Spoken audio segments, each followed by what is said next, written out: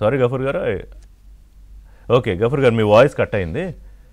కుదిరితే మళ్ళీ ప్రస్తావన ఎందుకు వస్తుందంటే ఖచ్చితంగా స్టేట్ వేసినటువంటి సింగిల్ మ్యాన్ కమిషన్ యాంటీగా రిపోర్ట్ ఇవ్వబోతుంది కాబట్టి అనే ముందే సిబిఐకి.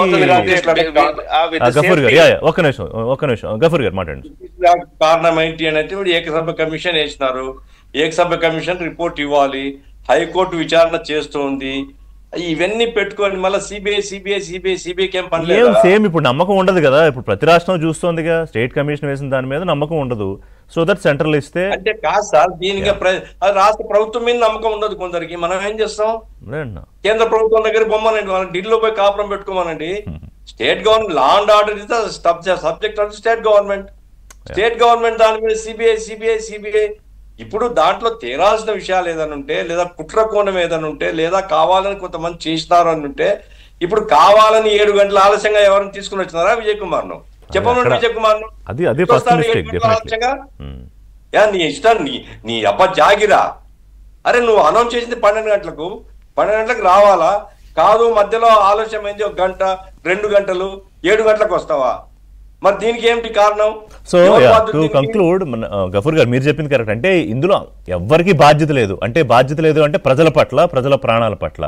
సో అందరికీ రెస్పాన్సిబిలిటీ ఇప్పుడు తీసుకోవాలి జరిగిన ఘటన మీద. అది విజయ్ తీసుకోవాలి, ఆయన పార్టీ వాళ్ళు తీసుకోవాలి, ప్రభుత్వం తీసుకోవాలి, పోలీసులు తీసుకోవాలి.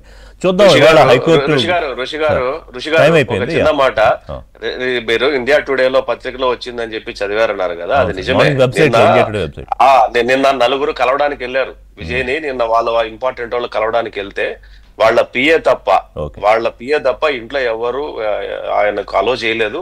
వీళ్ళు చెప్పిన విషయం ఆయనకు కూడా వాళ్ళు ఏమన్నారంటే, మేము ఎస్కలేట్ చేస్తాము, ఆయన మొన్నటి నుంచి కిందికి దిగలేదు, బెడ్రూమ్ లోనే ఉన్నారు అనేది చెప్పిన బాధ ఉంటుందిలే. ఎందుకంటే ఆయన ఘటన జరిగింది అన్నప్పుడు సహజం కదా ఎవరికైనా. ఎనివే చూద్దాం, ఇవాళ హైకోర్టు మధ్యాహ్నం ఉంది కదా, మధుర బెంచ్ మీద ఉన్నట్టుంది. ఏం చెప్తారో చూద్దాం. థ్యాంక్ యూ పుల్లారావు గారు, విద్యాసాగర్ గారు, గఫూర్ గారు. ఇది వాళ్ళ చర్చ. అప్డేట్స్ కోసం కీప్ వాచింగ్ ఏబిఎన్ ఆంధ్రజ్యోతి.